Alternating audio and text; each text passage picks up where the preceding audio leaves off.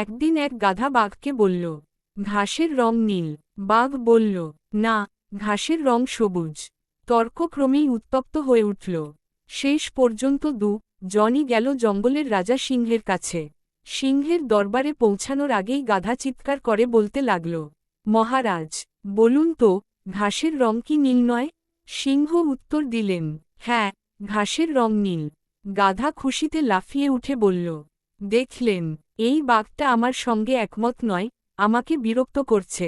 ওকে শাস্তি দিন। তখন সিংহ ঘোষণা করলেন, বাঘকে ৫ বছরের নীরবতার শাস্তি দেওয়া হল। গাধা আনন্দে লাফাতে লাফাতে চলে গেল, আর বলতে লাগল, ঘাসের রং নীল, ঘাসের রং নীল। বাঘ তখন সিংহকে জিজ্ঞেস করল, মহারাজ, আপনি আমাকে শাস্তি দিলেন কেন? ঘাসের রং তো আসলে সবুজ।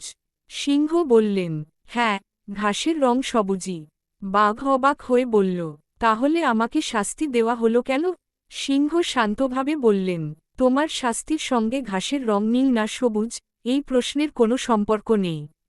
তোমাকে শাস্তি দেওয়া হয়েছে এই কারণে যে, তুমি একজন সাহসী ও বুদ্ধিমান প্রাণী হয়েও একটি গাধার সঙ্গে তর্কে সময় নষ্ট করেছ।